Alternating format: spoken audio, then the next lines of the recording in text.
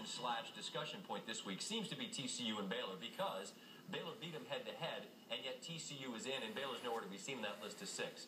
Where are you right now with where that disparity is between those two, Mark? I think it's the body of work right now, and I know that they beat them in a close game, and it was at home, and TCU played a heck of a game, and they had the big lead in the fourth quarter and lost it. But still, the entire body of work of what they're looking at, what the teams have done at this point. And I think TCU has the better resume. Yeah, you look at TCU that beat a Minnesota team, and Baylor played Buffalo.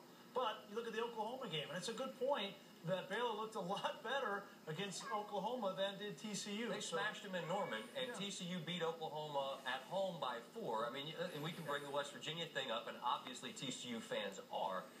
If you're a Baylor fan, can you tell yourself, just be patient, because we will have an opportunity to add to our resume, and for the most part, TCU's heavy lifting is done. And at that game at Kansas State, if Baylor takes care of their business and beats Kansas State at the end of the year, Baylor fans just trust that you will be ahead of TCU at the end of the day. And I think it shows Baylor one thing, that if you want to be involved in the playoffs in the future, schedule tougher non-conference opponents. Well, we've seen that. I mean, look, you can look at their schedule for years out. Like, all they've kind of got for the next 5 years is, hey, we played Duke at some point. And on some level, if you're Baylor several years ago, you were scheduling in the hopes that you'd be bowl eligible. You didn't imagine that you'd be in this playoff discussion, and it hurts them to a degree. Yeah, and kudos to Oregon, playing Michigan State. You know, Michigan State.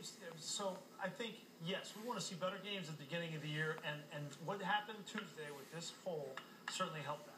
And I think down the road, you're going to look at a lot of other teams the way that they schedule. You at least have to have one tough non-conference game. The Pac-12, I think, does a great job, and this year did a great job because a lot of those teams play Notre Dame. So you're looking at teams that do have schedules, even though they're made years in advance, that you can see down the road. They've got the foresight to see, let's schedule big games down the road.